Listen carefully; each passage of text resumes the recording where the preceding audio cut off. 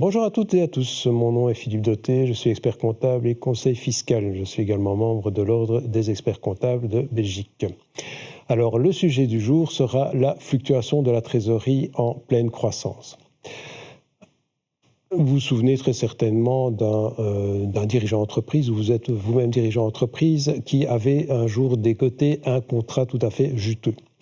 Mais après cette euphorie, vient tout de suite les questions existentielles qui se posent. Quelles sont les œuvres opérationnelles à mettre en mouvement et surtout, quels sont les besoins financiers? Et donc, dans les besoins financiers, pour avoir un besoin d'exploitation, on parle évidemment de besoin en fonds de roulement. Mais pour bien comprendre le besoin en fonds de roulement, il faut d'abord définir ce qu'est un fonds de roulement. Alors, dans les livres spécifiques, le fonds de roulement se calcule généralement par le haut du bilan. Je préfère personnellement le calculer par le bas du bilan, puisque quand on dit fonds de roulement, s'il y a roulement, il n'y a pas d'immobilisé, ou du moins on ne parle pas de choses immobiles. Et donc, je prends le ratio par le bas du bilan, ce qui est exactement la même chose que si je prenais par le haut, à savoir les stocks jusqu'au 49, donc jusqu'en bas du bilan, pour les actifs, moins les dettes à moins d'un an. Et là, vous avez votre fonds de roulement. Donc, vous avez ce qui est réalisable à court terme pour votre activité, pour justement le cycle d'exploitation de l'entreprise. Alors, quand vous avez un nouveau contrat qui arrive, vous avez besoin de calculer le besoin en fonds de roulement. Et le besoin en fonds de roulement, c'est uniquement le manque de trésorerie. Donc, pour trouver le besoin en fonds de roulement, il suffit de prendre le fonds de roulement, moins la trésorerie, et vous avez un besoin en fonds de roulement. Alors, il se peut qu'actuellement, vous ayez un besoin en fonds de roulement effectif, parce que vous avez des emprunts bancaires, etc. L'argent n'arrive pas aussi vite que prévu. Vous avez des délais d'encaissement qui se rallongent malgré vous, etc., etc. Voilà. Mais si vous avez en plus un tout nouveau contrat et que vous devez préfinancer ce contrat, mais là, évidemment, il faut le calculer. Alors, il y a une autre manière de calculer le besoin en fonds de roulement, c'est en fait analyser le cycle d'exploitation. Et là, je vais tout de suite prendre un exemple pour aller au cœur du problème.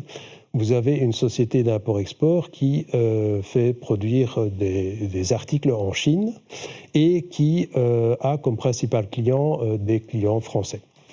Donc, la production en Chine, évidemment, les Chinois, ils aiment bien préfinancer la production, donc ils demandent évidemment les acomptes. Donc, ça veut dire une sortie d'argent, un décaissement de la valeur de la marchandise immédiate. Il faut évidemment 14 semaines pour la production et surtout l'arrivée en bateau des containers. Comptons à peu près 2 mois plutôt 6 semaines pour le stockage, pour que les clients français puissent recevoir leurs marchandises. Et lorsqu'ils l'ont reçu, évidemment, en France, un délai moyen de paiement de 90 jours, date de facture, est appliqué. Alors, si on fait le calcul de tout ceci successivement, eh bien, on arrive en fait à 231 jours de financement de marchandises, soit 7 mois et demi. Donc, on sait facilement calculer le besoin en fonds de roulement. Si en plus vous avez déjà un besoin en fonds de roulement actuel, cela sera évidemment à ajouter et à discuter avec la banque. Alors, autre chose aussi sur le besoin en fonds de roulement, et là c'est tout à fait en dehors du cycle d'exploitation.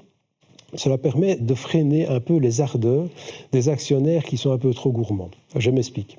Lorsqu'en cas de distribution de dividendes dans les sociétés, vous avez le test de solvabilité pour les sociétés anonymes, mais pour les autres sociétés, vous avez également le test de liquidité.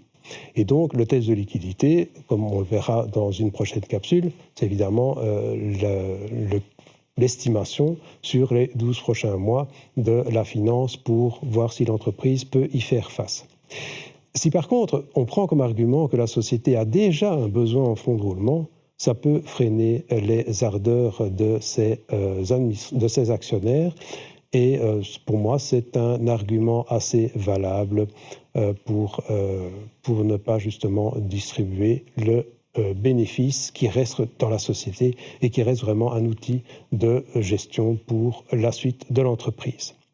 Donc on constate évidemment que l'expert comptable est toujours la personne de référence pour assister, conseiller les administrateurs et les indépendants dans leur activité pour justement que celle-ci soit pérenne. Je vous remercie de votre attention et à bientôt.